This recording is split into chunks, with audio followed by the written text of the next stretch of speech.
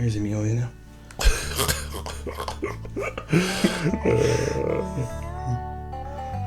Alright, welcome to the Truth Is In There podcast with me, your host Dan Stevens, and today's guest is Shawn Uyosa. Shawn Uyosa, brother man. Great to have you here, Shawn. I'm happy to be here. Happy to be here always. Thanks for coming, man.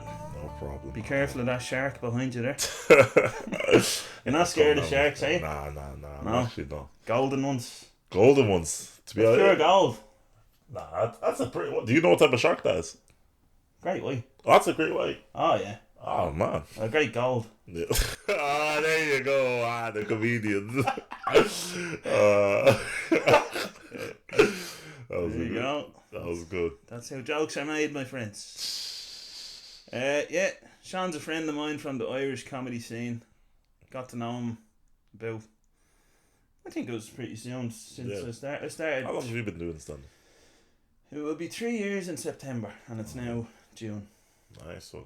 Yeah, I remember early days, because you used to go Cheeky Monkey a lot. Yeah, I remember I used to tell people about you because I noticed that every time you did your set, you'd always tweak things and you're getting it tighter and tighter and tighter.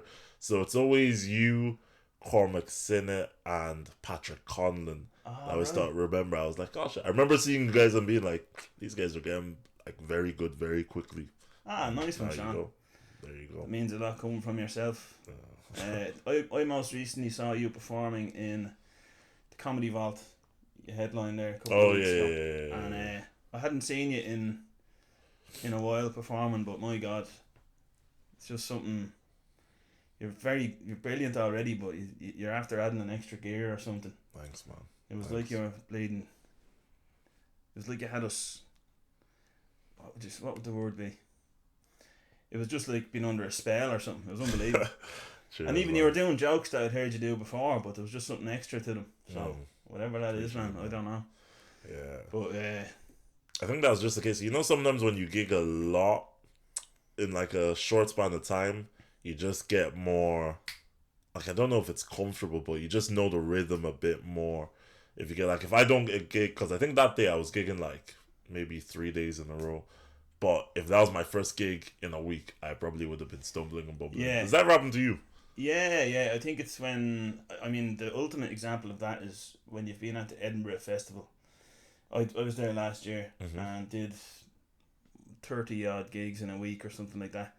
And by the end of that, you don't even have to think about your material. Yeah. And it gives you the freedom to think about every other part of the set. Exactly. Of like, right, I know the material, that's locked in. Now I can be like, you know. This is that, you know. I can see the bullets with attitudes with the... Bullets with attitudes, exactly. So... Yeah, we were chatting after that. I'd wanted to have you on the podcast for a while, so it's great to finally have you here. I'm happy to be here. And usually people would go into the social media stuff at the end, but I'm curious about your Instagram. His Instagram, by the way, is Running for the Bus Comedy. Very unique. Very, somewhat controversial. Everybody always brings it up to me. What sort of pushback have you had about that? When did you change it, by the way, first of all? It's not been that long, maybe 2 months ago. 2 months ago. And what was your social media, what was your Instagram before that? It was SU Comedy. SU Comedy. Yeah. So what brought about the change? The reason I changed it from SU Comedy to Running for the Bus Comedy is with SU Comedy, I would plug my Instagram afterwards. Or even worse, so something like, even worse, people would come up to me and be like, yo, can you put in your Instagram? And I'll take their phone and I'm putting my I can't find my own Instagram. Because thing with SU, it's student union as well. Oh, there you go. So I'll literally have to scroll down. And I'll put my exact name in and I'll have to scroll down. And it's like, if you're an audience member and I've just said my Instagram is SU Comedy, they don't care. Like, you're not, if you put it in and you can't find it, you're not going to just keep on searching. Like, I'm the one looking for it and I'm almost giving up. Yeah. Why is some random person going to... So I was like, I need to change it. You know, it doesn't make sense. And I was like, what can I change it to? And I didn't have any ideas. And then one day I was just running for the bus. It was the same day I was checking the thing, changing. I was running for the bus and I was like, you know what? I can change it again. Like Instagram does... I think some social media platforms have a thing where you can change your name every 90 days or so, but Instagram doesn't have that. You can just change it whenever. Yeah. So I changed it to that, and I was like, and then I start plugging it, and every now and then people will follow. And when I had SU Comedy, that wasn't happening at all. So the time will come where I change it again, but like I said, so many people bring it. Even people, not even just comedians, people that I went to school with will just be like, "Oh, running for the bus comedy." So like the fact that people even remember it, I'm like, you know what? It's not the worst thing that can happen. That's a success. Yeah, like, nobody talks about my Instagram like that. But I wish I did have a name that I could just say my name and people would know how to spell it and how to look it up. Like I can't plug Shawn Uyosa. Nobody knows how to spell Uyosa, so it's just And the funny thing was, after the comedy vault that night, the last time I saw you, we were chatting for ages outside, and then you were like, "Oh man, sorry, I have to run for the bus." I need to get that out of my vocabulary, because now everybody makes the joke. Even if I have to go, everybody's like, "Oh, you're running for the bus?" I need to learn how to drive. That's all. That's what I need to do. But yeah, you're a comedy fanatic. Have you always been? I remember early on, I think I was about 4 or 5 months into doing stand-up, and it was the first time doing stand-up on the spot with Stitches in the Inter, and you were on that night as well. And there's a book called Mastering Stand-Up. Yeah. And I was just finished it, and I was fascinated by it, I'd recommend it to anyone, even if that's not even into comedy. But the type of guy that you are, I knew earlier on, because you were like, "Man, check this book out." And it's the type of book, right? It's so good that you kind of you hear stuff and you go, "I'm not gonna tell anyone about that." Yeah, I think they even have a chapter where it says, "If you bought this book, don't tell other people about this little thing." Yeah, and you feel like you have one up on the other comedians because Stephen Rosenfield told me this, and it's like, but that's how good it is. But yeah, really good. You were like, "Man, check this out," and you offered me the book, and you were like, and I was like, "Jesus, that's so sound, like, to do that to a newbie." And I think it shows the difference between someone like yourself and Paddy Armas,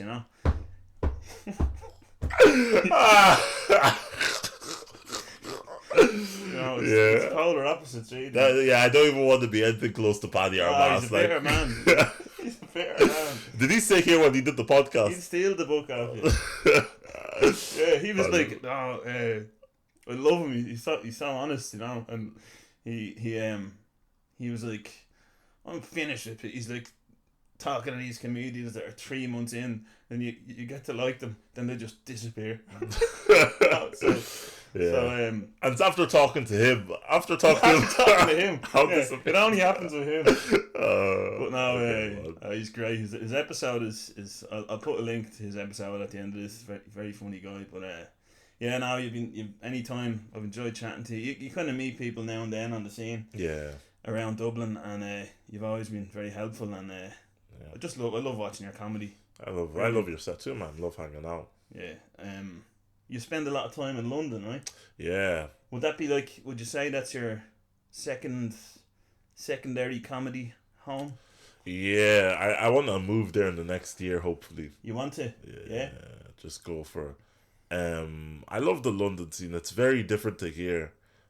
Sometimes I hear people complain about like the Dublin comedy scene, and they talk about this and that, and it's so funny because I feel like anything that's kind of an issue in the Irish scene is an actual issue in London. Like there's a lot more, like even like things like pay is a bigger problem like when I was hanging out in London, people I don't think people really expect to be paid for doing comedy, while here, and I don't think it's a bad thing that people want to be paid here. Like I think it's good that you can do stand up here and be paid for it.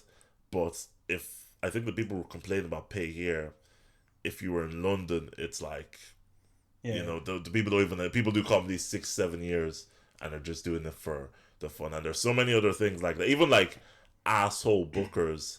Like I used to hear people talk about like asshole bookers, never really in Dublin, on the Dublin scene, but talk about them in general. But then it's only when I went to London that I was like, oh yeah, I can see there's not like they're really assholes, but there isn't like, I think it's because in the Dublin scene, a lot of bookers are also comedians. So there's kind of still like a friendliness because you're gonna see them around all the Yeah. time. While in like London, a booker tends to be a separate job. They don't really do comedy, so they're not your friend. It is kind of more like a Business venture. yeah, exactly. So Yeah. I think It's a sometimes side hustle for them yeah, to make money. exactly. So sometimes I feel Yeah. like I had a bit of trouble adjusting to that. Like in London, in here, if I want to do certain gigs, I don't even have to necessarily message to do them. I can just meet the booker at another gig. We're hanging out, and then he'll Yeah. be like, "Oh yeah, do you want to do my gig?" Yeah, and I'll be like, "All right, sure." While over there, but just because we're friendly, there's not really that level of friendliness. And I feel like even if you wanted to get to that level of friendliness, you couldn't get there without it seeming like you're just trying to be friends to get a gig. You get me? Yeah. So there's certain things that you have to adjust to, and it's obviously a way bigger scene, and you have to get like you can't really hang out with people as much. But I do like the scene though in general. I think Yeah. overall it's fun. In London, it's about like, is there more to aim at? Do you think, as regards comedy clubs, there's, I, like with that professional sort of outlook, even at the there's like advantages and disadvantages to everything, I think. Yeah, But there's a level of professionalism and purpose built clubs yeah, in London, isn't there? yeah, Where like the biggest clubs in Dublin are prestigious, like yeah. they're really well respected and run by other comedians that know the story and that know how to run a club. But London just has that next level of actual club, doesn't it? Yeah, that's where you feel like well, I'm on stage here. I'm a real comedian. yeah.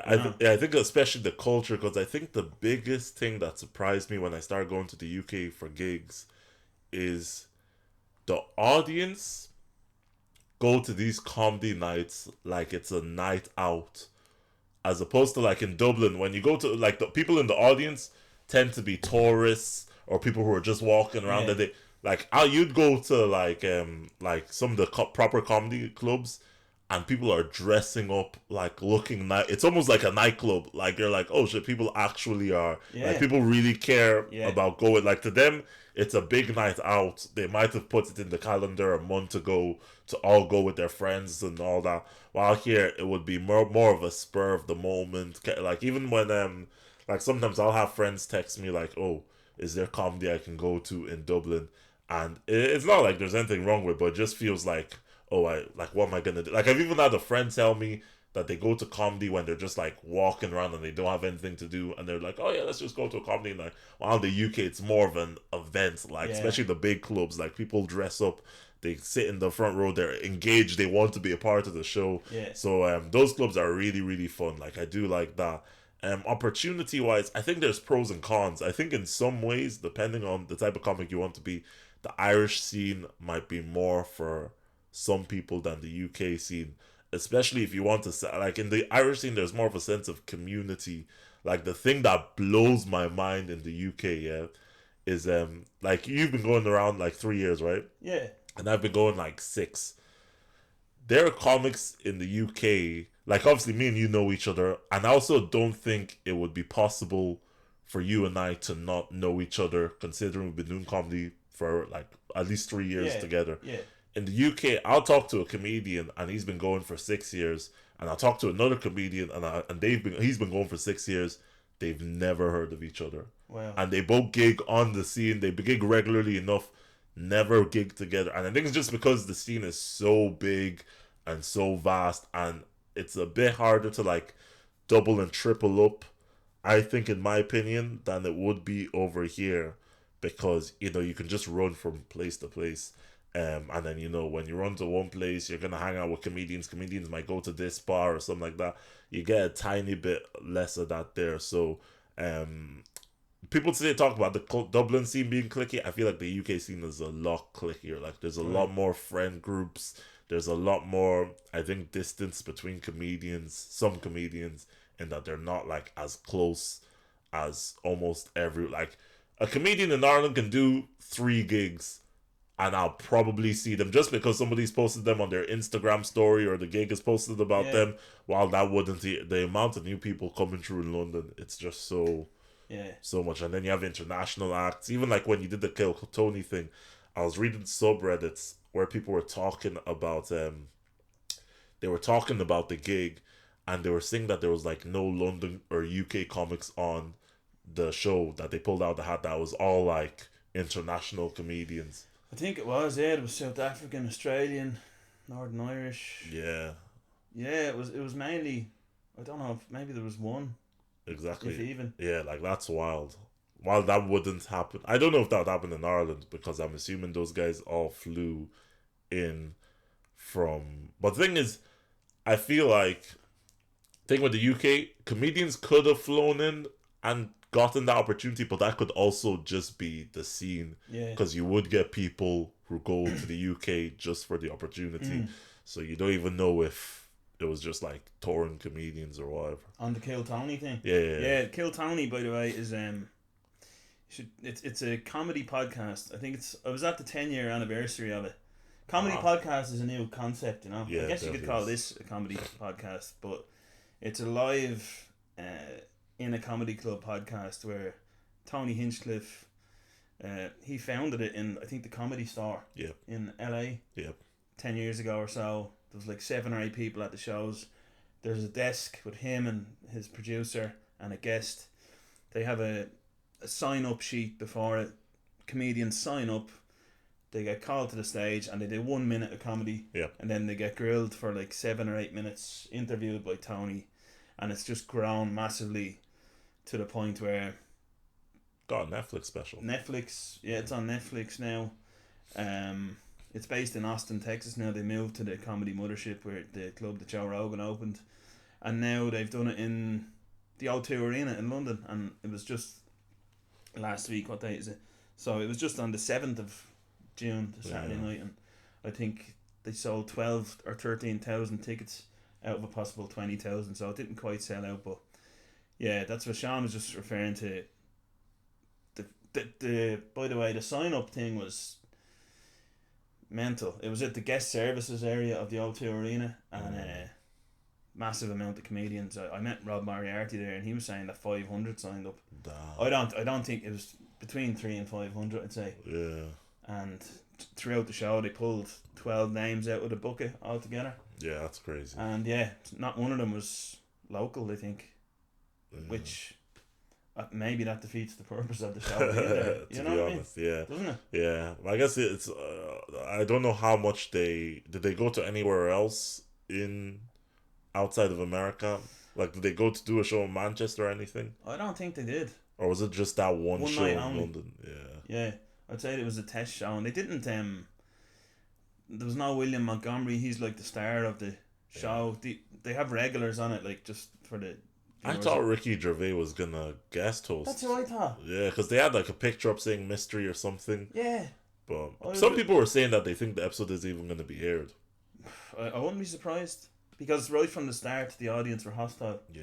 You know, I think it was a Australian guy got up first, and speaking into the mic, he spoke for maybe 5 seconds, and it was like, boo, just because he didn't have the mic at the right level. I saw somebody saying that as well. Yeah, it was bad, and I was there with Dane Frisbee and Glenn Jeffers as well signed up.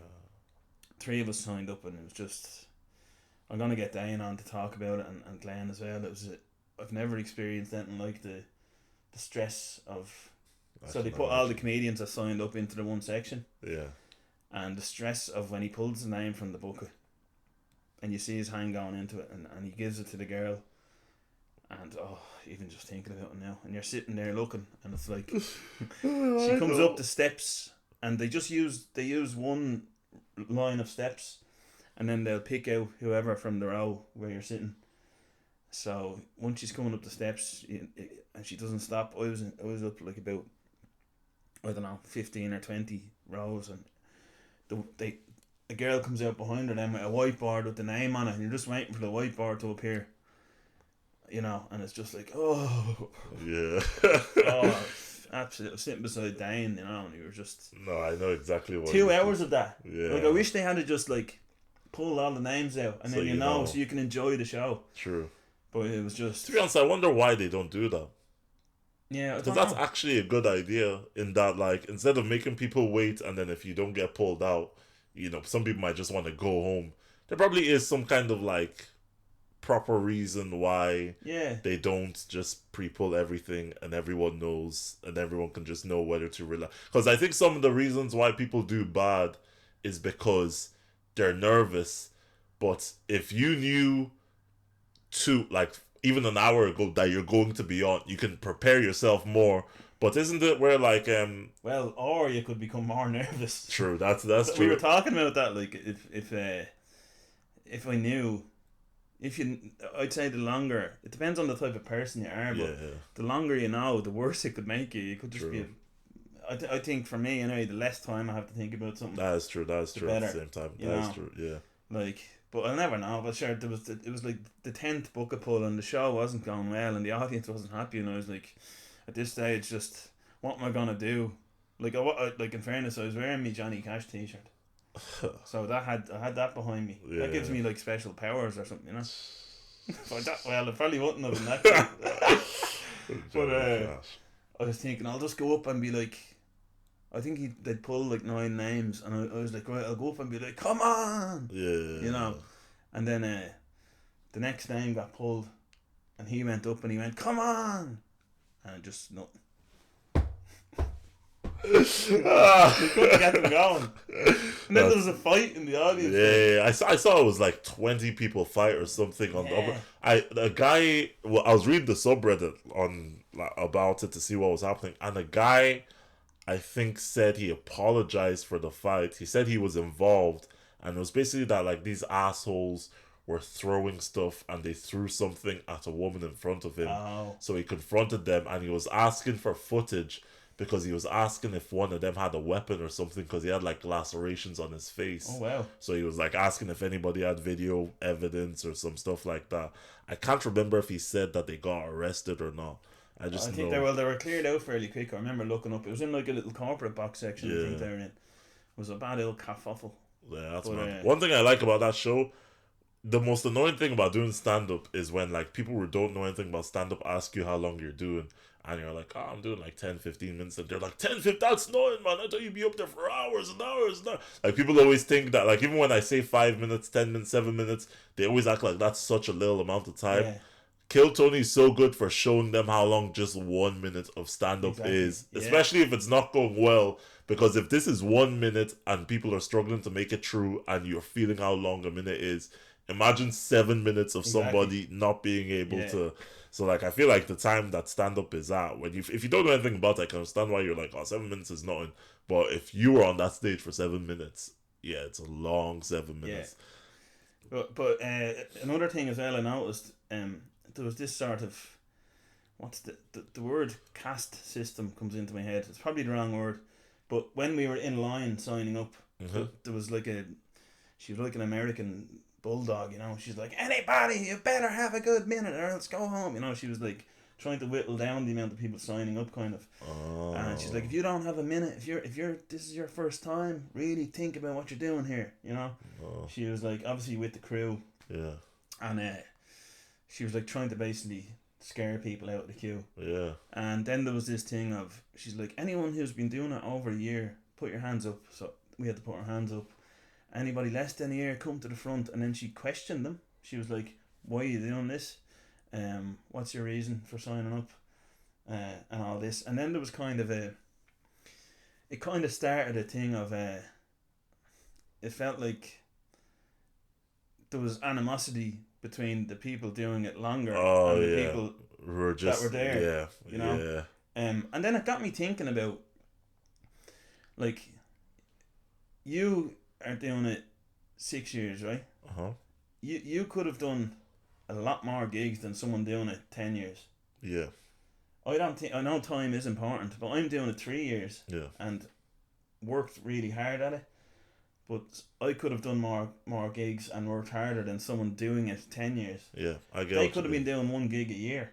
True, that's 100% fact. You know what I mean? And they can still say that they're doing it 10 years because it goes back to. So I don't think it's quite a reliable Definitely, I yeah. don't think it's that reliable of a marker as to where someone's at or their work ethic. And I was like thinking to myself, lay off them, like just because they're doing it under a year doesn't mean they're not obsessed. Doesn't Yeah. mean they haven't said to themselves, "This is my life now. I Yeah. love it."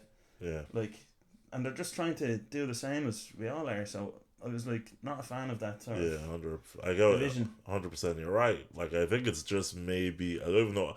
I don't agree with it, but I have seen that kind of mentality come out where people who are more experienced see less experienced people, and they're like, I think they see it more as I a think experience is the word. yeah. I think it's like they see it as you're taking my opportunity where I deserve this. I've been doing it Yeah. for so where even that mentality just isn't really the way to go. It's not productive Yeah, like it's not in really. any way. It's only going to make yourself Yeah, bitter and yeah, exactly. you That's know, exactly what's gonna make and it. But I that's think it is good that they did try to question people on that kind of stuff. definitely Yeah, because it, there it are made people. sense. Yeah, because there are some people who don't really know comedy and think, oh, just go up there and I'll make it up. And it's like, bro, just Yeah. no. Like, I can understand a comedian being annoyed if some random person who can't capitalize on the like if you try and you fail, that's okay. But if you don't even have what it takes to try, Yeah. you're taking away from somebody who's actually trying to make a living out of it Yeah. and all that kind of stuff.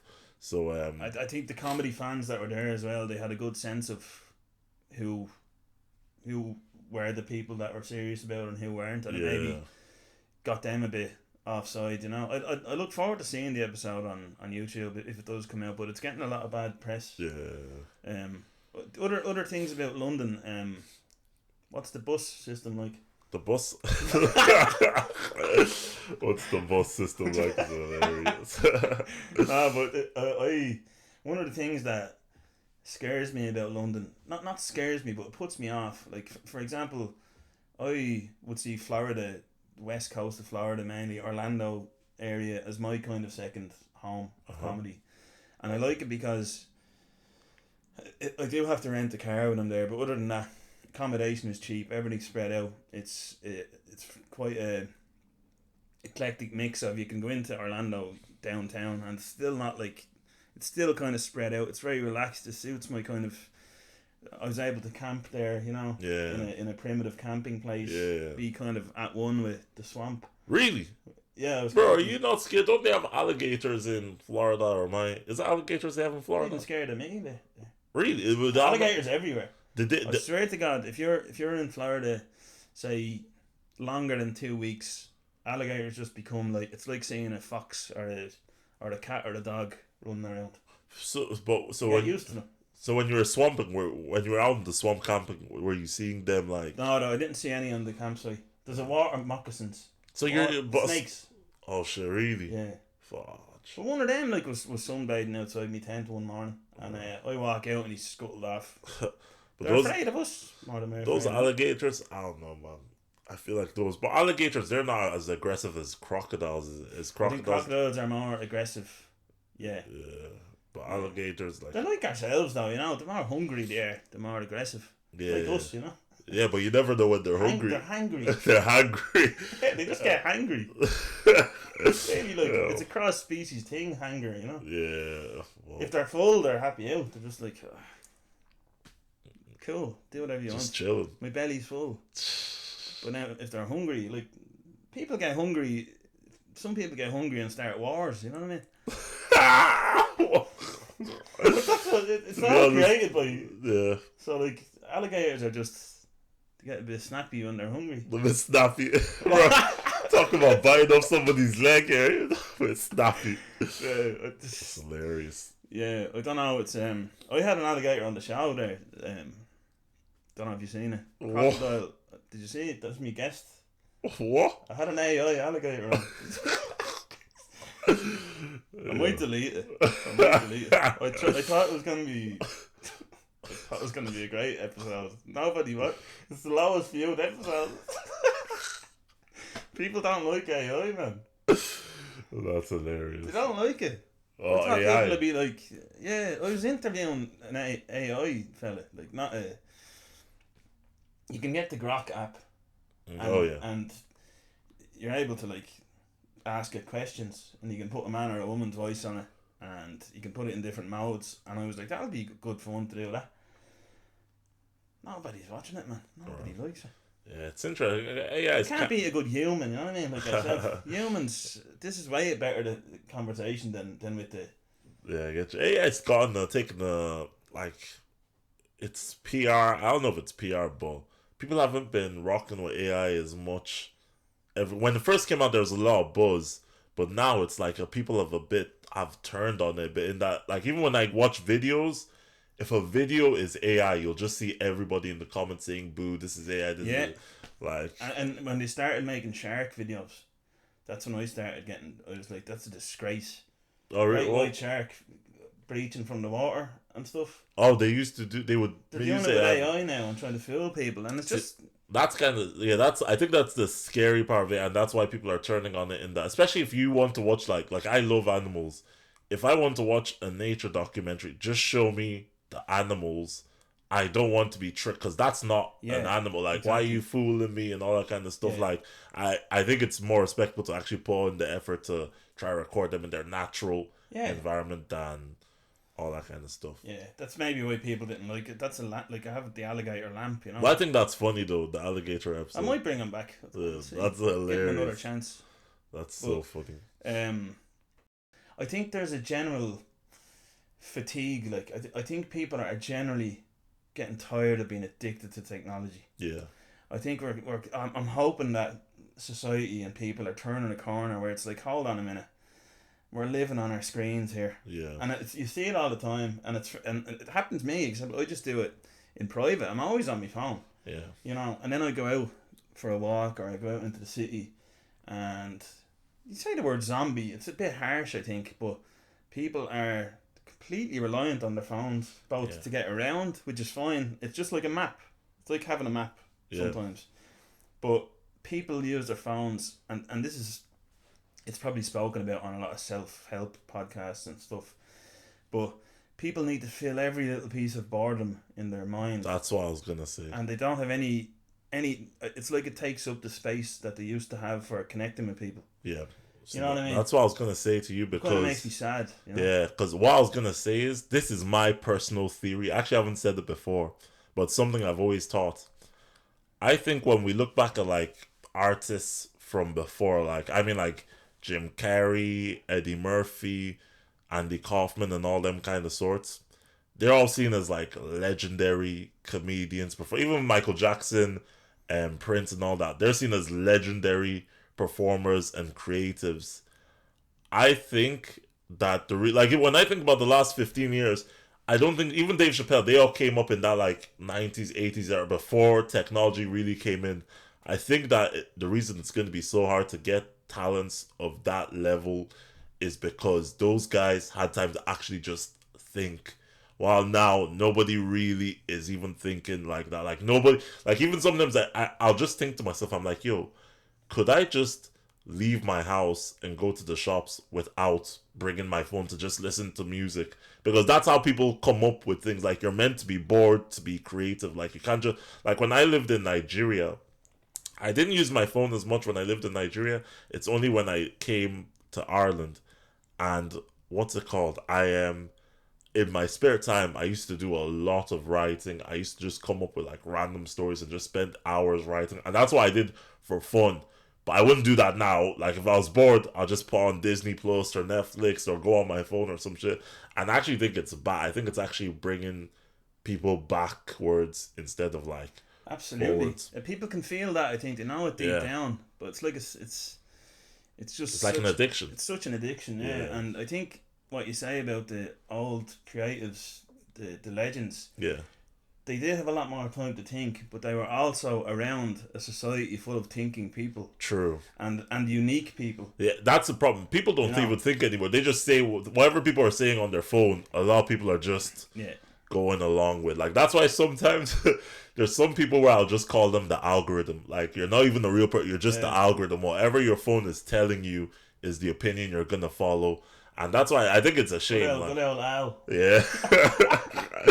I think it's kind of a shame, because I think like that, like even when you watch comedy before, you'd see people with like, that's why for me, I don't like the type of people I like I don't mind somebody who says the wrong things. Yeah. Like, I don't mind, like, even if I don't agree with you, like, I'll listen to your perspective at least. Like, it's so boring hearing somebody always say something where it almost feels like you're trying to say stuff that you think people will agree with. That's why I like hanging out with comedians. Because comedians will just say the most random rubbish stuff, and you're like, I wouldn't, I wouldn't say this, but I respect that you can say it. Like, have an opinion. Like, do you know the type of comedy that I hate?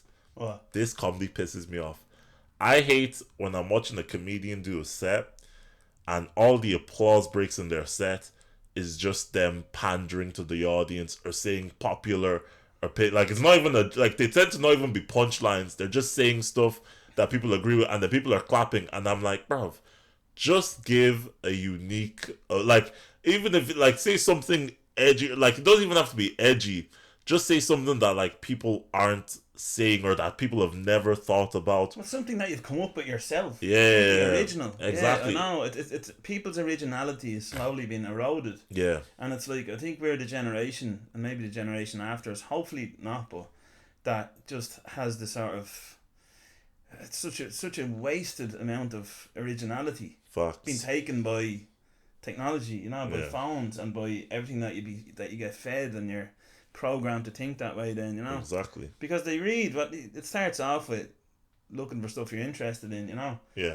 But then ends up with that being your whole personality. Exactly. You know. Especially in the last couple of years with the For You page. I think that's what does that mean? The For You, it's kind of like on TikTok, it's kind of like a curation of what you like.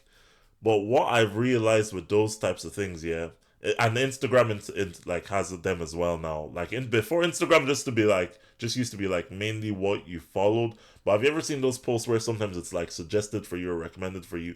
Like, those used to be like, when I first started using them, I didn't like them, but then I started liking them. But then I started realizing that, like, sometimes I'll go on somebody else's phone and their For You page is completely different, and it's like, oh, this is just what my phone thinks I like. Yeah. But I'm not a fucking algorithm. Like, sometimes I'll see somebody else and I'm like, yo, how come this doesn't come up on my phone? Like, this shit is cool. And like, what's on?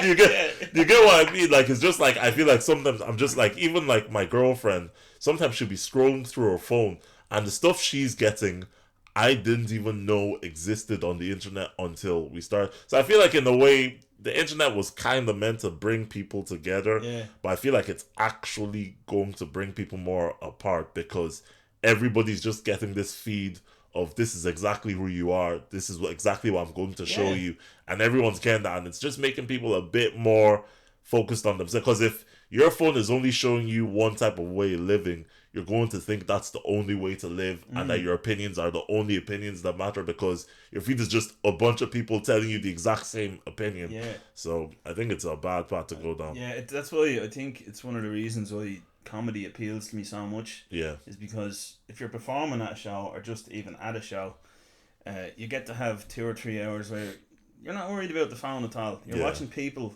say stuff, and you know, if you like the particular comedians, or if you like that type of comedy, you just get to forget about it. Yeah. For a few hours, you know, and it's just so peaceful. It's terrible that it's come to that. You know, you have to go to a comedy show to kind of get off the phone. But exactly. I'm trying to find that balance between having to get followers and also live in the real world enough as well. Exactly. You know, it's a constant battle, especially doing what we do, where you're in the public eye and you have to promote yourself on digital platforms. I think it was Rob was in London, Rob Nutter, and did a savage job on a couple of gigs over there. He got a few nice gigs lined up for the weekend, did a great job on them, and he was leaving, and the guy was like, right, do you have a following? And Rob was like, no, just not. He goes, get one. Yeah. You know what I mean? Yeah. Nothing about the comedy, or yeah, and I'm not sure what promoter it was or where it was, but when I heard that, I was like, my God. I just hope, like, I hope it will turn. Is there any signs of it turning? When I started, people used to always say to me, do content. My mom, everybody would say, and I was like, I don't want to, I just want to do I didn't have an Instagram until I started comedy, and people were like, you have to Me get too. an Instagram. Like, everybody would bother. Twitter never was on Twitter. Everyone was like, you have to get on Twitter. And I, for the first couple of years, I just hoped that I could do comedy and it would work out. But I think eventually I just realized I don't think you can do it without No, it's the impossible. social media There's no way aspect. around it. And I think even if you could, like, say you like an act was to get to a point where they don't use social media, and now they're getting all the top clubs, those clubs are still always going to prefer the acts with a following. So you're never even going to be treated the same or Yeah. get the same level of respect. You know, they could have you in for a weekend, and now some act with 200,000 followers has been like, can I actually do that weekend? And they're going to bump you Of course. because that person is guaranteed tickets. Yeah, and they don't need to do the work, the promotion work. Yeah. They don't need to put the ads out. Yeah. Yeah. So once I started realizing all that, I was like, I guess you just have to do it. You know, another thing I've noticed as well, I was sitting having a coffee in this village where I live here, in Coffee Works, and I'm looking out. I went up without my phone. I'll do that. I'll just go off, have a coffee somewhere without the phone. Good. And it's then that you really realise, you look around and go, wow. Especially somewhere where people have to wait for something. Yeah. It's the phone. Like, they can't just, it's just the way it is. And I'm like, wow. And it doesn't make me, I'm a realist, so it doesn't make me sad. I don't go, fucking, oh, what? You know, I'm just kind of like, wow. That's where we're at now. Yeah. But I was looking out the window of the coffee shop, and I was like, do you know what? It's been so long since. It's been a long time since I've seen someone walking by, and I go, Jesus, that fella looks well, or that girl looks well. It's like fashion is. You used to see a lot of very original. You'd see guys in suits, or guys with. People just looking kind of unique, and you'd be like, "Jeez, he's a snappy dresser, that fella." Or not sorry, I like but you'd be like, he's known to be a well dressed guy, you know. But now I think we all even get our clothes off the same. We probably there's probably what I don't know. I'm not the best dresser, you know. Oh, you get up nice. Yeah, to see these jokes. Yeah. Look, I'll show you me new. The new kicks. New kicks. Got them got them on Temu. On Temu? Yeah. Oh. I think they were €7 or something. Oh, shoot. Look at the make. Look what maker they, Sean. I'll let you read it out. It's well known. Comfortable, have a healthy. Oh, that's the funniest shit I've seen in my life. It's not even a logo. They just gave you a message for the day. It's like opening a fortune cookie. Yeah. Comfortable.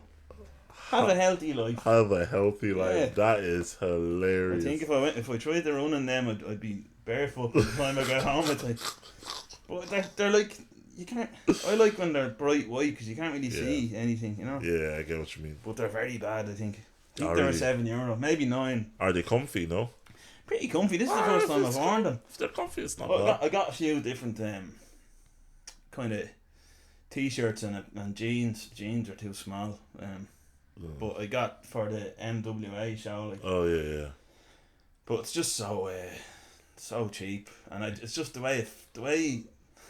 Like, I thought they're just t-shirts. It won't matter. But even when you put a t-shirt on, you can feel when it's the way it sits on your body. Like, it's just cheaper. I get what you mean. You know what I mean? I think one of them was £4. It's my own fault.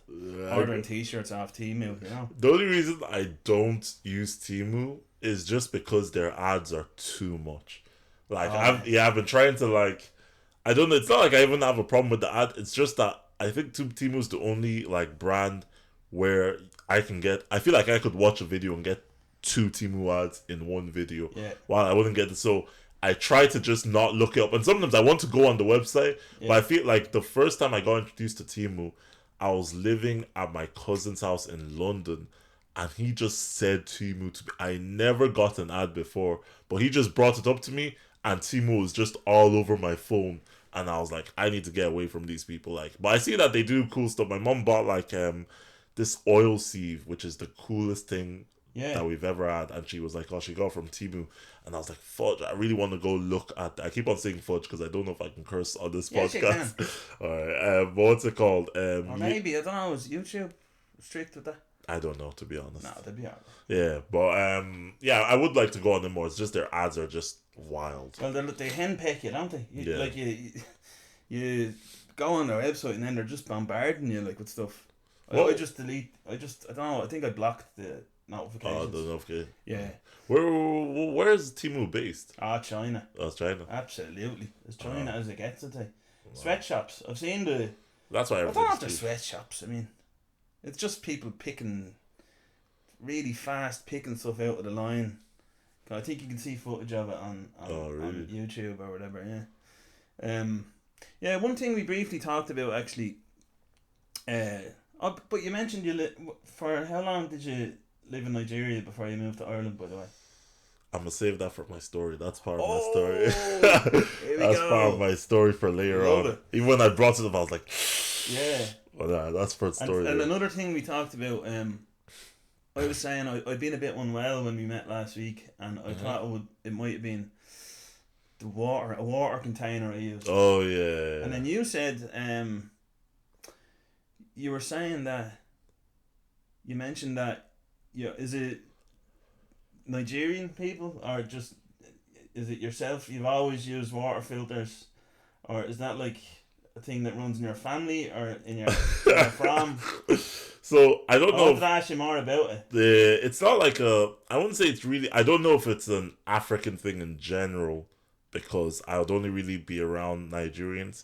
But I definitely see it with Nigerians more than anybody else. And it's what I've always grown up with.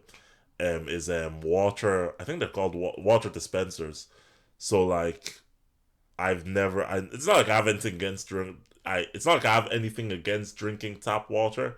It's just that anytime we drink water, we drink it from a dispenser. There's a man, Kieran, who would bring the jugs, like 6 of them, bring them over to our house, take the empty ones, we put in the water dispenser, drink the water when it's finished. We either just go to like Super Value or not. So you're getting massive bottles of fresh water. Yeah, and it's just like you'd have it in an office or something. Yeah. We just put it in our kitchen and we just use the water and right. just refill it when it's time to refill.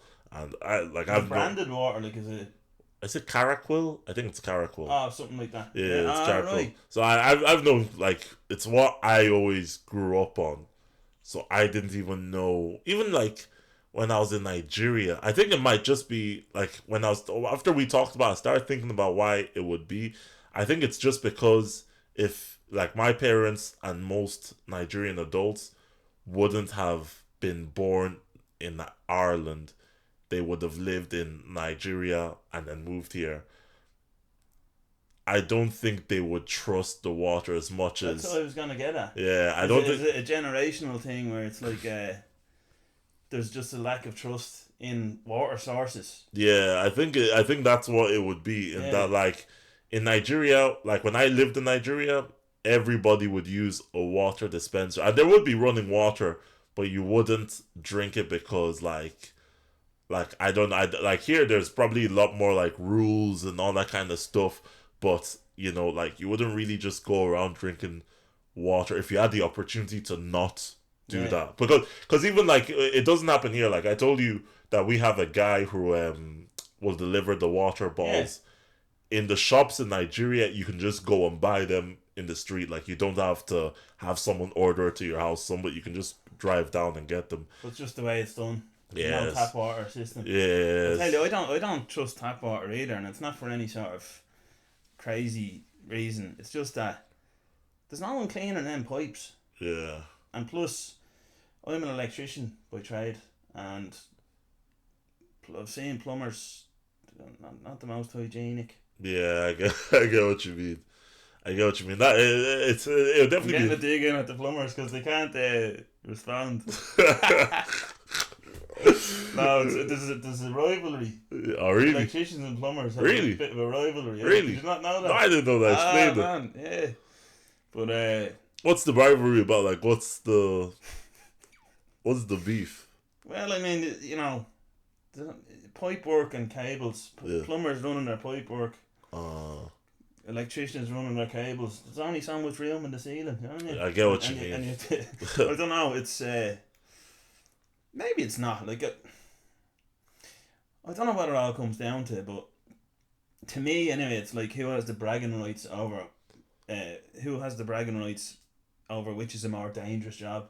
Oh, Like, really? you know what I mean? Is plumbing dangerous? No. Because I can see how electrician would be dangerous, but what would be the dangers You of? don't hear the people drowning in a leak. Yeah, House like filled up with water and then he drowned. Oh. like I don't know if I'm disrespecting the plumbers here, but what would be like what dangers would they even face really? Well, it's probably which is a more difficult job. Maybe not dangerous. That's probably the wrong word. But who kind of works harder? Which job has a more has a higher standing in society? You know, tradesmen are like that. So And we all work on sites together. You know, oh yeah, like you'd have say a new build of a house or a refurbishment of an office. You'll have all the trades on the one site. There's a lot of health and safety now, yeah. so they don't really generally mix as much together. But like, I worked for my dad for a long time, and we'd rewire houses. You know, Yeah. they'd be knackered, like, so you'd have to gut all the old cable out, and all the plumbing would get gutted out. The house would be getting redone. Yeah. Usually over in the south side of Dublin, somewhere in the rich areas, like. So you're all working in this house, and you're on top of each other, and it's hard to describe, but there's a rivalry. Did you ever get shocked? Me? Yeah. Oh yeah. Really? I got a bad one time, eh? What was the worst one? Well, we did industrial work, and I was up on top of a cherry picker. You know, the cherry picker's like it's like a crane, not a crane. You sit in the basket, like people would change the lamps on the street in them. Okay. Yeah. You go up, and it's like beep beep beep, Yeah. and you go up real high in the tray. It's surrounded by like a little fence. You know? I think I know what you're talking about. But yeah, I was changing a light fitting. Working with my dad, I was changing a big light fitting, and there's metal girders along the ceiling. And my dad was down on the ground, and I'm changing the light. I have my drill, you know, and I have all my tools, and he forgets to turn off the power. So I disconnect the light, put it down into the tray of my cherry picker, and I'm going to to connect the new light in, and the two cables, the live and the neutral cable, blue and the brown, I touch them at the same time. Meanwhile, I'm connected to I'm trying to get leverage, you know, to lift the light fitting up. So my hand is on the metal tray. I touch the cables, and my head is also hitting the metal girder. So I get an electric shock through my head, through my hand, and through my whole body. Absolutely, boom! I saw my skeleton. Like, it's an unbelievable thing. I had to go home after it. Like, I had to take the rest of the day off. I'm thinking you'd go to the hospital or something. You just went home. Yeah, I had to lie down. Yeah, it's probably affected. It's probably why I do comedy now. I don't know. Yo, so when you did go to the I was hospital, dizzy and all. No, sure. I knew what happened. I knew the symptoms. oh my! I saw God. my skeleton. Like, it was mad. I swear to God, I could see, like, I don't know how to describe it, but. So, yeah. but what was the physical reaction? Was it like or was you knocked No, you out? get stuck. You get stuck. Oh, you see. shit. Yeah, so you get stuck, and you have to try and. I don't know what happens, but you try and get yourself out of the electrical circuit. You know. Oh. So yeah. So you're stuck. Your dad, is he watching? Can he tell what's going on? Or Oh yeah, he's down below on the ground. It's like a concrete floor in a Yeah. industrial manufacturing place, and he's just like, oh Jesus, I'm so sorry, you know. Like, no, but when it happened, can he tell, or does it just look like you're working if you're stuck? Like, no, he how wasn't quick is watching, it? He wasn't looking. Okay. No, I was like, I'm after getting the bang here. Will you know, get me down. I was able to come down. I had to get myself down. You know what I mean? I'm still seeing like the stars basically. Yeah. Oh, it's a bad electric. I've gotten a lot of them, you know. Wow. Just through. It's when you. Oh, do you guys not wear like rubber gloves or anything? No, you would if you're working on a big. Like nowadays, you should do all that. Yeah. And it's just back in the day, things weren't. You can see why health and safety is. Yeah. It's its own industry now within the construction. Yeah. You know. But that's great, because the closest that I've ever come to that, and not even happened to me, was when we're in school in Nigeria. We used to have a chemistry class, and it was kind of like, you know, the sockets. One of them was like, this definitely should not be happening in a school as well. It was broken, So you could take the whole socket off, and then you could like touch the electrical wires inside it. That's bad. Yeah. So what people wanted to do for fun in school, is there such a thing as an electricity high or something? A what? An electricity high? Is that a thing? After you get a shock? Yeah. Jeez, it's not that I know of. Yeah, because what they wanted to do is they were like, oh, the last will all hold hands, and there'd be like 4 of them holding hands. Then the last person I think would be wearing their shoes, and everybody else wouldn't. And the first person would touch the wire, and it would run the shock through everybody, and then it would stop with the guy. And they used to ask me all the time to be part of it, and I was like, fuck that. Yes. That just sounds like a great way to die for no reason. But that's what they were doing for fun in school, and it would always be like a game of Ruska to play. It wouldn't be a high, but it would be like a anticipation high. Yeah. You know? Yeah. But yeah, no, it's dangerous, you know. Yeah, the plumbing thing,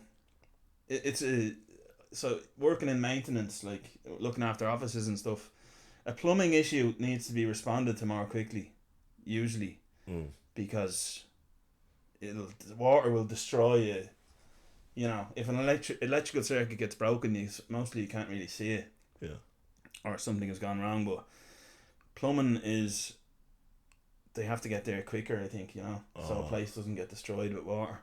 But yeah, I don't know what that rivalry is. Yeah, it's making me think about it now, and I've wanted to write material about being an electrician too, but I'm so like, my mind is so warped, right, that I'm like, okay, I'm an electrician. I still do electrical work now and then as well, just to keep the comedy going. Yeah. But I'm like, yeah, but Chris Kent is an electrician. He used to be an electrician too, so he has that like market covered. I actually didn't even know he did. Yeah, he has brilliant jokes. Oh, really? Be working on electrical sites and stuff. I always wonder how people do that. I feel like it's harder to write jokes about something that you do. Like, most of the jokes I would write would be something that's unfamiliar to me. Yeah. Like, I've had something and I've never experienced this before, so I can make jokes, but I can't just walk through life and think, oh, that's funny, that's what, like, I do every day. You get me? Like, I wouldn't see what's so special about it. Yeah. Which is why when I go to a new country, I can always come up with jokes and stuff like, oh shit, this observation, but I wouldn't go have that, like, just strolling through Dublin. Like, it's just like this Dublin, like, it's just how it is. Yeah. But, yeah. Interesting stuff. All right, we're gonna go for the story now. I'm so excited about this. The story. What's the story? It's so funny. It's so funny because like this story that Do you think there's extra pressure now because it's at the end? Nah, not a bother. I don't know if the story is that great. I just know that there's probably a chance you've never heard of it happening to anybody. And if you're a black person or African person watching this, it's kind of like, what happened to me is like a myth in the African society, in that everybody has a cousin that happened to, but never really happens to them. So basically, I was born and before that, actually, I meant to ask you one more thing. Why is a mullet perceived as, is it racist haircut? Oh, really? Yeah. Oh! This is why he got me on the podcast. He's been wondering for ages. He asked me out so he can ask me the important question. No, but I've never. Is it because like I've never seen a black man with a mullet? Oh, wait, what's the question? I thought you're asking why people would see it as racist. Are you saying why black people don't get both questions? So to answer your second one, I think it's just black people hair. Like, our hair doesn't really run down, you know, like it doesn't, like, yeah, yours is all, you know, that. I don't know how to explain it. It runs loose, it's free. Our hair doesn't really run like that. The closest I saw, actually, that's crazy. This is actually like crazy. In that last week, this black guy was arrested in Florida or wherever, and his mugshot went viral because he had a head of hair like on his neck, like it had grown out kind of like a mullet. And I'm not even exaggerating with you. It made me so physically uncomfortable that I couldn't look at the picture. Like, it came up on my feed. Like, I don't know, it's just, I think it just didn't look natural. That I had to quickly just scroll. Like, I had to look away. and I couldn't get the thought of him out. It looked like bacteria. Like, you know how bacteria looks, and that's like the thing. Like, I felt so uncomfortable. It was 2 a.m. and I had it in my mind, and I felt so uncomfortable. I had to shower because this guy's mug shot was just making me so physically. Because of his mullet. Yeah, I don't know if he would call it a mullet. It was just literally like, see how my head's on the top of my head? Yeah. He had that on his neck, and on it was the worst, the ugliest thing. And I think that's why he was going viral, because people were like, what the hell is that? Like, I've never seen a black person need to get their hair cut on the side of their neck. So, like, it was just terrible. And the mullet thing, I think it's just, I think it's more like, a lot of people who are racist would have the cut.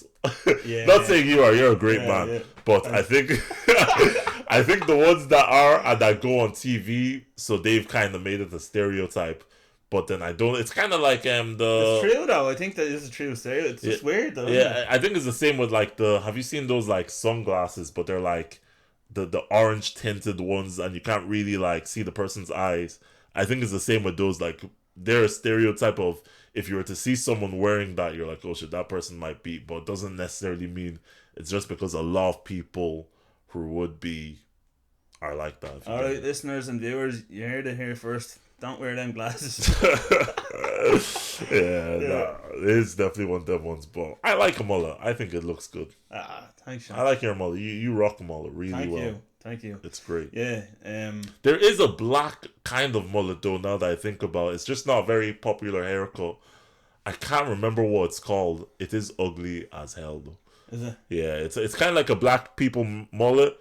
I don't know what it's called, because usually people just make fun of people who get it, so they wouldn't really have it, but just like kind of hangs a little bit. They can't like have it free flowing. It just hangs a little bit, and people will just be like, bro, what's that rat tail doing on that guy's head? Like, you wouldn't really. So I used to watch a YouTuber who had the haircut, and every time he'd just be made fun of it, and he cut it off. But that's the closest I can think. I can't even remember what it's called. And I've done this before on the podcast, on the video version, but I want to get a few pictures off you of the people you described there, and I'll put them up here or wherever on the episode. But because if you see that black person who was arrested with the hair on his neck, I'm telling you, he looked terrible to me. It was terrifying. He looked terrible. It's like, would it be like a horror film or something? I think it's just an unnatural thing. Like, you know, when you just see something and you, like, I don't know, maybe it's just my brain can't comprehend a black person looking like that and having that. I've never seen that in my life, so it just made me uncomfortable. And I was like, what the hell is that? Like, it's not like he was a necessarily ugly guy. If his neck was shaved, I wouldn't have thought anything of the mugshot. But the hair, but the head of hair on your neck, I just was like, what am I looking at, man? Yeah, man, it looks like a lack of maintenance rather than a style. Yeah. It definitely was that kind of vibe. Grim, isn't it? Yeah, it was just grim. Like. All right. Anyway, let's get to the story now. So basically, I was born in Nigeria and I came here when I was 1. So from 1 to 15, I lived in Ireland in like a couple places. Then when I was 15 years old, my mom said we're going on a 2-week holiday to Nigeria. The funny thing is, just saying that, almost every black person watching this knows where this story is going. Right. So I packed for 2 weeks. I still lived in Dunshaughlin. Packed for 2 weeks. It was just I just finished second year, so I was like, oh, there's no point in even saying bye to my friends. It's only 2 weeks and all that kind of stuff. Like, I'll be back before anything happens. So I packed. The second year in school, you're like 14. Yeah. So I packed for 2 weeks and all that. Brought my PlayStation, left most of my clothes, everything behind. So we're in Nigeria. It's about 2 months into Nigeria now. The 2 weeks never did happen. We're there for like 2 months. My dad lives there, so we're there. And I go to my mom and I was like, oh, when are we going back home to Ireland? Like, summer's almost over. We went was she fooling you, saying it was 2 weeks? Nah, I don't think so, because the ticket was for 2 weeks. All right. So I was like, when are we going back? And then my dad just goes, you're not. And now that's a threat that's very common in black families. Right. But like anybody who's an immigrant child in Ireland has been told, if you don't behave well, you're going back home. So like, it's just a thing. Right. But nobody really takes it seriously. And I'd been threatened with it before, but never taken seriously. I'll never forget, I saw the flight ticket in the bin, and that's when I was like, oh, this might be serious. And I got sent straight to boarding school in Nigeria packed for 2 weeks. I didn't come back for 2 years. I just lived there. All our stuff was back home. It was just me and my brothers living in Nigeria for 2 years. So it was like a massive culture shock and like a massive change and all that kind of stuff. Yeah, because you didn't know anything other than Ireland. Yeah. Because you'd been in Ireland since you were young. Since that. So I didn't know anything else. I'd been on like 1 or 2 trips, but it was just a complete change in everything. And also since I didn't say bye to any of my friends. Yeah. So I didn't have Facebook. So I remember having to start a Facebook just to tell people I'm not coming back. Because even when sometimes I'll see some of my friends from school and they'll be like, do you remember when you just randomly left and we were like in third year and everyone was like, where's Shawn? Like, wasn't Shawn here? And it was because I literally would have gone from primary, especially in Dunshaughlin small. Almost everybody I went to primary school, we all went to the same secondary school. So I would have known some of them people like 7-8 years. And then I'm just gone without any trace. And it was So mad. what was the feeling like when you actually saw the plane ticket in the bin? Never forget. It was an empty bin. How did you react to that? I remember just being like, was anyone around? Was your mom there? Or? I think my mom might have been in the room. Did you have a bad reaction? The thing is, I actually didn't even really mind it, to be honest. Like I did like living in Nigeria. It was more like, I don't really know how to describe it. Like, it was just such a big change, but I didn't dislike living in Nigeria, so I didn't mind it at all. I was just like, it is what, like, especially when you're at that age. Like, maybe if it was today, I'd have more of a problem with it because there's things I want to do and all that. But when you're like 14 years old, whatever your parents tell you to do, you're doing. Like, so it kind of sucked to go into boarding school and to just be so removed from everything. And it's just like, oh, this is my life now. But I don't even know, at the time, I didn't really think anything of it other than, I guess this is what we're doing. What do you think, you're saying that the threat always exists of being sent back home? Yeah, so in your head, it was like, oh no, I don't want to be sent back home. Because what are you going to be imagining that's like, Because you don't know. Exactly. Was it a thing of maybe when you went back, it wasn't as bad as you thought it was going to be?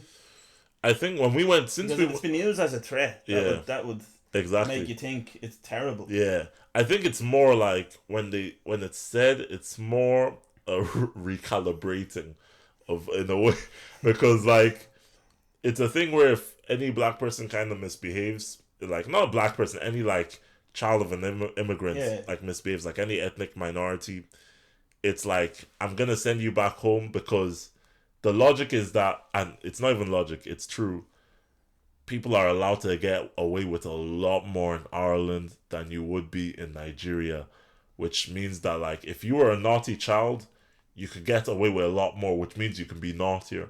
While in Nigeria, there's so many stories in the story. Like, when I was in school in Nigeria, one of the biggest changes is that my first school was kind of a woke school. Second school was actually more closer to a Nigerian school. A woke school. So when I say woke, maybe not woke, more like Western, like a school that would have like a lot of international students.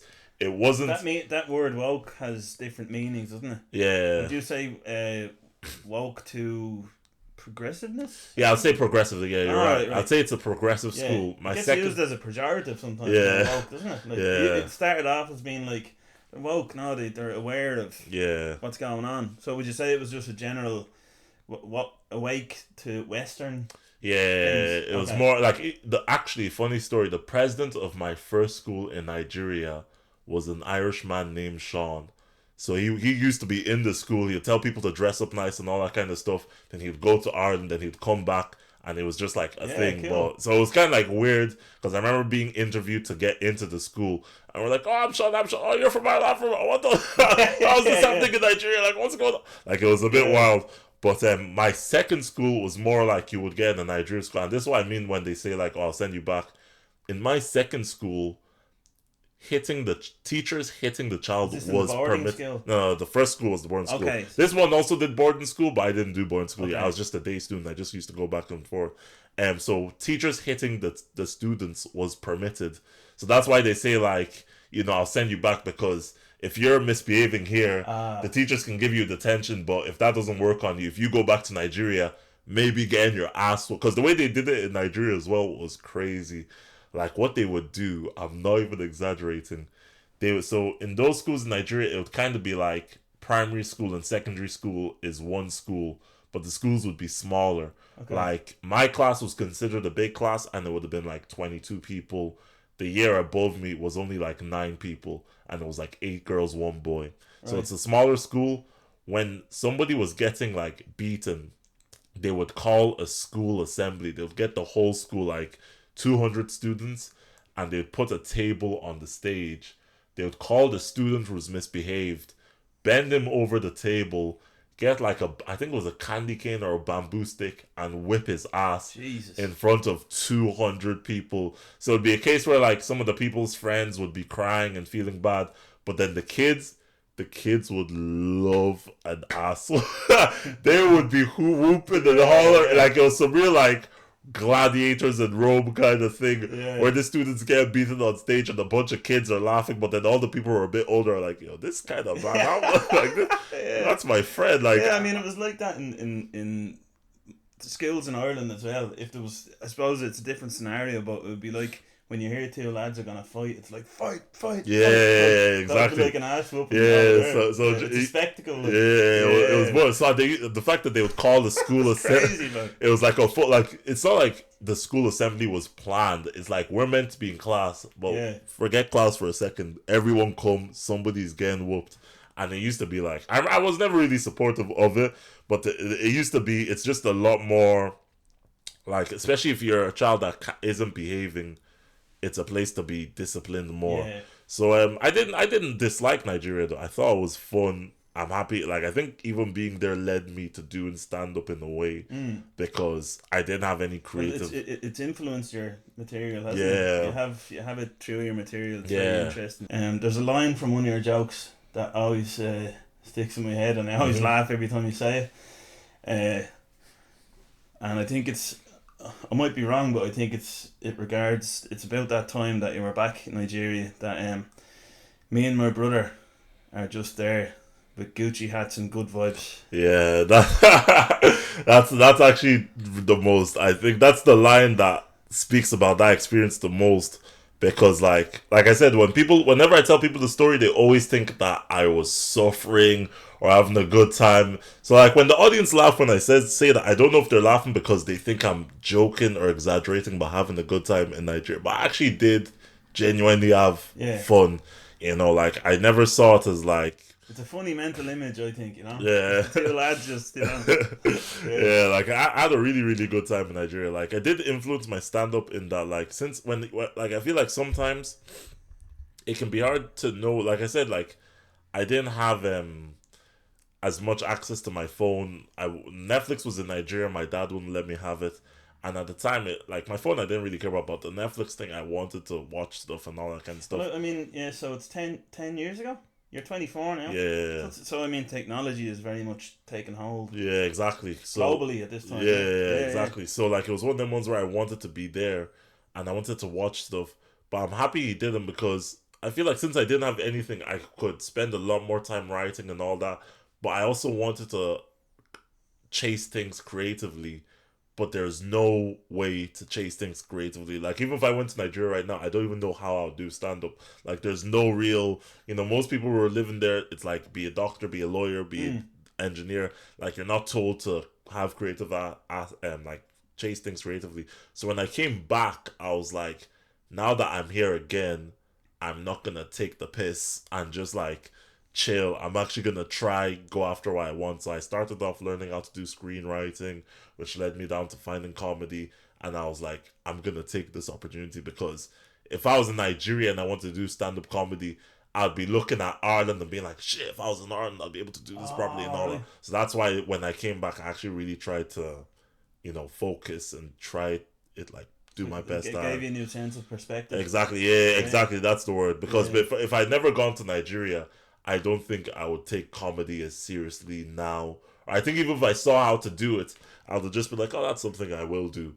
But when I knew, I remember being at home in Nigeria, I wanted to like do comic books, and there was no way for me to get it. And I used to talk to my dad, and he would try, and there was no way to like even break into the market. So I think it's only, and then I would look at Ireland, and I was like, damn, when I was in Ireland, I could have done this. Yeah. But I was just chilling around, waiting for nothing. So that's why I always say it was like a very necessary trip. Like, I didn't go because I was misbehaving, because every black person watching this is going to assume I was some child that was wild and out and going crazy. I think my parents just, I just happened to be there, and they were like, he doesn't have to go back. And that's how it happened. Like, I don't think it was a naughty thing, because like I said, we didn't pack everything. Like, all my stuff was still there. Yeah. When I came back to Ireland, I still went to the same house and my same childhood bedroom and everything that I had. So, and how long had it been? How long did you end up staying? I was there for 2 years. 2 years it ended up being? Yeah, and 2 weeks to 2 years. Yeah. Like fucking COVID. yeah. Social distance from everybody. Yeah, it was wild. 2 weeks to slow the spread. it was wild. There's definitely and should I tell you the craziest thing that nobody ever thinks this? Obviously, I lived in Ireland all my life. It was harder adjusting coming back to Ireland than it was adjusting from Ireland to Nigeria. Oh, in what way? Like, mostly, like, what was the main? I think one reason is that I say if you live in Ireland, you don't notice it as much, but people grow, especially like during teenage years, they grow a lot, like very quickly. Like 2 years was a long. Like, I remember when I left, one person was smoking, and it was kind of seen like, oh my god, this person smokes and all that. Oh, yeah. And then I came back, and now smoking's more casual. People are in pubs. Nobody was in pubs when I left. Nobody would talk about pubs. Yeah, I guess that age though. Was it went from transformative time. Yeah, when I left. Yeah, when I left, it was second year. When I came back, everyone I knew was in fifth year.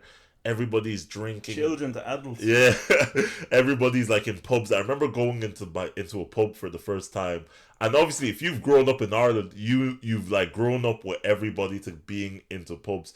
But I'd never been in a pub. I never even had a drink or held a drink or anything. And I went to a pub and I didn't know what to do.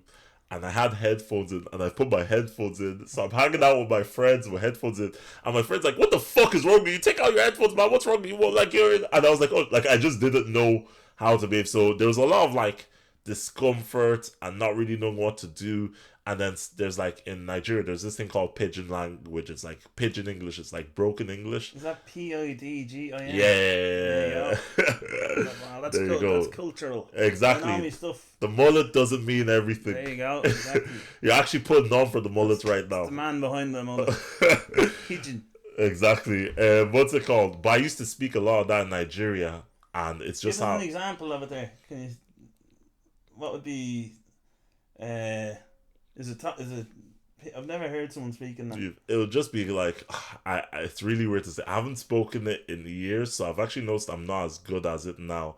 But it'll just be like stuff like instead of saying how's your body, which would just be like, it'll be like how body, and people be like body day. Oh, how far? Like if I wanted to say I wanted to go to Blanchardstown, you'd be like, make I go Blanche. Like right. you know, like it's one of them. It's abbreviated. Yeah, exactly. That's why they call it it broken English, because like it's not really a different language. You don't really learn it. Yeah. You just kind of speak it, or you're around it. My parents wouldn't let me speak it at first, but then people just kind of say. But I used to say that when I came back to Ireland, and people be like, "What? What are you saying? What's wrong with you? Like, why are you talking like that?" Yeah. You know, and that would be really embarrassing. And then I think also in Nigeria. I'll try to do it, will I? Yeah, go on. Bit. So what sentence are you going to say? I want to go to the shop to buy a donut. Yeah, go on. I would make her go to the shop and get a donut. You need to post that as a clip. That is hilarious. Good. That was good. You need to post that as white man tries to speak Pidgin. That is hilarious. That is so funny. I'm telling you, I don't think I've ever heard that before. I've never heard someone try. Did I nail it? You're just being nice, eh? Thing is, I don't think it's really something you could say wrong, because it's not like it's. You get what I mean? Yeah. Like, it's not like it's an official language that is taught in schools or anything. Like, it's basically like speaking in slang. Yeah, That's I've how always describe. wanted to have a second language anyway. Yeah, like Maybe it's it just could be Pidgin. yeah. Go on, why not? Nice. I'm gonna make it go the clip. Yo, that's so funny. But what were we talking about before? What were we saying? No, that's hilarious though. I never thought I'd see the day. There you go. Yeah. Nothing wrong. Speaking of a pigeon, nothing wrong with that. How do you even know about it in the first place? Pigeon? Yeah. Is there a Jamaican? Oh, that's patois. Is it? Yeah, they're kind of similar though. Yeah.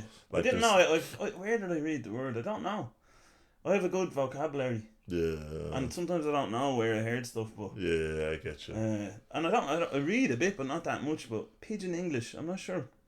Yeah. But there's a BBC page that's all in Pidgin. That's actually probably a good place to go to learn if you wanted to learn. Because I think they just report the news, but they say it's all in Pidgin. And you don't need to understand. I feel like, let me even try it. Let me see if I can pull up one for you. And we'll see if you can understand what it is. Because I feel like it's a language that, like, you don't need to know it. You just have to try. It's almost like math. You have to figure out what they're saying. I think it's just called BBC. Like, would you have known what I was going to say? If I said the donut thing, would you know what I meant if I didn't tell you before? I probably would have, yeah. It's just because there's so much English words in it. Yeah. Okay, this one. Oh no, this one's a bit too much for you. It's a bit too much. It's a bit too heavy. Okay, this one is. This is actually what we're talking about in the car about the protests in Los Angeles. Yeah.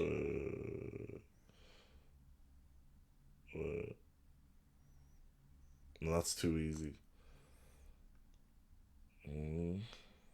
Let's see. I don't want it to be like. Alright, this is very easy, but I'll read that out loud. Alright. US President Donald Trump, don't call in the National Guard. That's good, exactly. Don't call. You did miss it. Don't call in the National Guard. Let me give you the hard one now. This is a phrase, but the thing with broken English, it's like English, but then it's also some like Nigerian words. So this is a mix of both. It's like a phrase though. And you have to read it the way it's spelled. It's passion as well, isn't it? Yeah. Put the passion into it. Anything way belong to frog. No go ever climb up. You go there for the ground. Thank you. Exactly. I don't know what that means, but exactly. That phrase is exactly what you said. You got the passion in really well. Yeah, you got the passion in really well. Thanks, man. That's hilarious. I'm delighted with that, man. I've always wanted to speak a second language. Man, Jesus, I didn't think that would happen today. That's hilarious. And sometimes it's as easy as Pidgin. Pidgin, yeah. Bro, that's so funny, man. Brilliant. You're actually deep in thoughts about it as well. Oh, I love it, yeah. Good. It's cool, isn't it? Yeah. It felt like, it felt something. Yeah. Something like ignited in me. Bro, too funny. That funny thing about that language is when I was in Nigeria, my dad wouldn't let us. They didn't like it. Like they were like, "Don't talk like that." Is it seen as slang? No? How do I think it's kind of seen like that. Like it's not a. I think people just be like, speak proper English. Don't talk like that. But it's just like it's how people talk locally. It's kind of like I feel like there could be an Irish equivalent to it. Like imagine if you spoke Irish fluently. And then while you're speaking English, you're mixing in some Irish as well. Yeah. Like it'd be kind of like Tommy Goji on shop because I want to buy some crackers or some shit like that. Like you get me, where you're like mixing in the both. I feel like some. Do you listen to Kneecap? Nah. I feel like maybe they would do it. No, I watched the movie. I liked the movie. Yeah, but do they ever do that? And something puts me. It's all the. I want to be able to. I'll be doing this thing I was talking about actually in my last episode, but I'm trying to do this thing where I separate a lot of music now and musicians, artists, comedians do it a little bit. It's just a human thing to do that good people do, is that they'll use their platform for political reasons or to send another message that's not related to their music, Mm-hmm. or it might be related a little bit, but I'm like trying to get to it. And that wasn't a thing until like I think Bob Geldof, Live Aid, and then Bono started doing it, and I'm like, I just want to appreciate the person for their music or for their art, rather than having to get into all the political stuff as well. Yeah. You know what I mean? Yeah, I get what you mean. So with Kneecap, immediately I just think about like there's murals all around the place with them, and they're like they're talking about the British government and they're who's funding this and who's funding that, and I'm like, okay, that could be a great message, but I didn't fucking look you up for that. I just want to listen to your music. See, I don't know if I should say this because I don't know if I'll get cancelled or not. I don't know if it's a controversial opinion of them, but see what you said with the political thing? I think the message they're saying, especially with like Israel-Palestine, is good. Yeah. But what the problem I have with it is, you see with Bono, and you talk about those earlier examples, I'm not too familiar with them. I don't know what they were standing up for, but I have a problem with when you promote stuff, or when you like you're fighting for stuff and all that kind of stuff. There has to be a point where you realize you're not just doing this for moral reasons, and now you're doing it because you want headlines and you want your fan base to support you. And that's when I think it's wrong. Like, okay, maybe at first you start off because that's what you passionately believed, but how do I not know that now it's gone to a point where if you say this, it's gonna 50% more ticket sales in fucking, I don't know. So that's where I think it becomes a bit more contentious. And that's why if an artist says that they don't include politics, like, I don't mind it.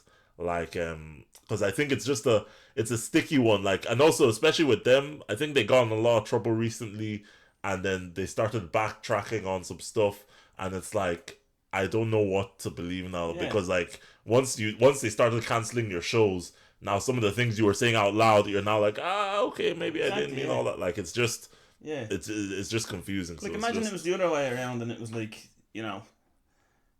Nelson Mandela, started a rock band. You know what I mean?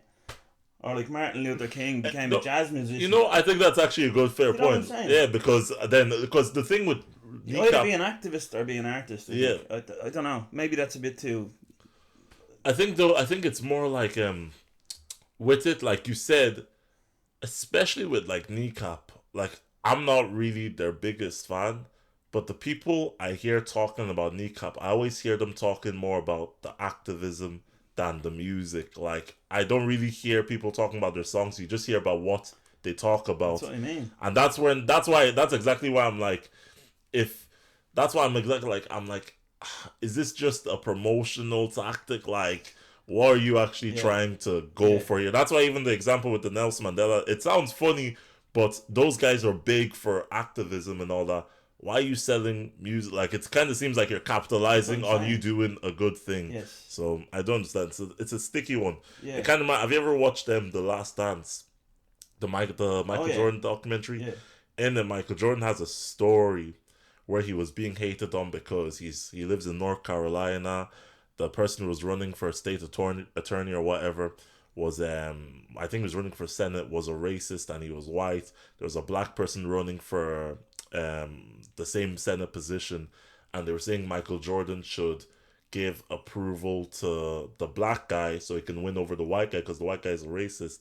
And Michael Jordan was like famously quoted as saying, the white guy was a Republican. He was saying, I'm not going to speak out against the white guy because Republicans buy sneakers too. Logic being, if he says, oh, everyone support the black guy, anybody who's a Republican who's friends with the white guy is going to be like, hey, yo, screw Michael Jordan. He's out here saying rubbish. And I think it's one of them ones where it's kind of a, like, I can understand where, even though I think ultimately you should have done the right thing and just spoken up for the black guy, especially if it's in your own place, and the guy who was the white guy went on to create some laws that were like really bad for black people. At the same time, I can understand that mentality. If it wasn't such an extreme situation they were in a lower one, I can understand just saying, you know what, I want my skills and my ability and my talent to speak for itself. If I wanted to be a politician, I would be a politician. If I want to play basketball, so I'm just going to focus on basketball. Like, I don't think everybody needs to talk about everything. I think the people who do, fair play to them, But if you don't, you Yeah. don't have to. And even if you do, if it's not your whole thing, it's all right. But like some people, because there are people who don't talk about politics, but I'm sure they donate to causes. Yeah. They help people. It's staying in the lane, isn't it? Kind of. I know that's kind of a, but again, like a more modern day example would be if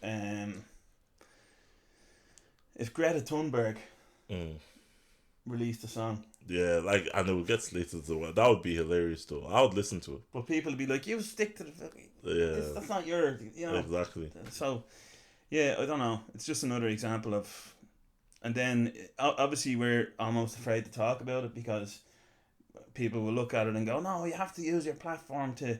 And the loudest people say that, not that, like, it's because, and it's fair enough because they really care about it. They're so passionate about it. Which probably goes back to the whole technology thing of what's coming up in your phone. Yeah, exactly. Why do you care about it? Yeah, because I don't think people need to talk. I feel like people can give money and all that, and people. Maybe I'm just being optimistic, but I feel like more people do things than people realize. It's just that you don't need everybody to see. Like, I always think it's more suspicious of a person if they do a good thing and have to let everybody know that they're doing a good thing, because it's, why do you need people to see? Like, what are you trying to hide? That's the virtue signaling. Exactly. While if you're just a good person, you can do something and just let it be done. Yeah. You know, like, you don't need to tell the world that you're doing it. You're just like, okay, like, so that's why I have faith that there are people who would do that and don't promote it. No, we're a very complex species, aren't we? To be very honest, facts. Us humans. They're too complex, to be honest. Too complex. Would you ever go to? Oh, you said you'd go to South Africa for. I'd go to South Africa to but the cage diving with great whites. I would, yeah. Yeah. No, I'd love to visit there. I'd love to go to Africa. I would. Yeah, I've actually in the past I've dated a Nigerian girl. Oh, really? Yeah. I didn't know that. Yeah.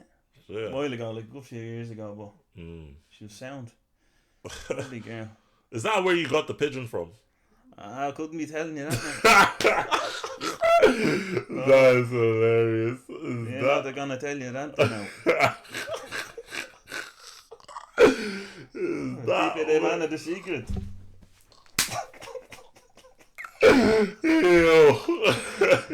You know, are you don't single? want to be telling and kissing. Are you single? Kissing. Yeah. If you ever sleep with a Nigerian girl again, you have to do that shit in the bedroom. You have to whip that shit out. Right. That would be the funniest thing ever. Oh my god. Might ruin the moment, would it? That would be so funny. Oh man. Yeah. Alright, so I think we might leave it there. Yeah. No problem. This has been thoroughly enjoyable. I'd love to get you back. Yeah, I had fun. There'll be I'm gonna be, I suppose this is news to the viewers and the listeners as well. I'll be in the next few months, probably in a few months' time, I'll have a new little studio sort of area for the podcast. But Shawn is unbelievable stand-up comedian. Running for the Bus Comedy is his Instagram, yeah? Yep. Anything else you want to talk about or plug or? Nah, I'm just happy that you had me on, and let's just keep doing the thing. Keep doing stand-up, keep doing the podcast, you know. Yeah, and I just want to say, thanks for all your support since I started. You're a true gentleman and top man. So, we'll leave it there. Please, if you're on Spotify, give a good rating and follow. And for the YouTube people, please like and subscribe. And we have episodes. The podcast has episodes every Tuesday. So, see you on the next one. Like, subscribe, follow, share. Nobody does it. So, I haven't had a follow on Spotify in ages. Learn Pidgin. That should be the name of this episode. Learn Pidgin. Learn Pidgin. Alright. See you on the next one. Thanks for watching. Thanks for listening. Good luck. Thank you, Shawn. Legend. Alright.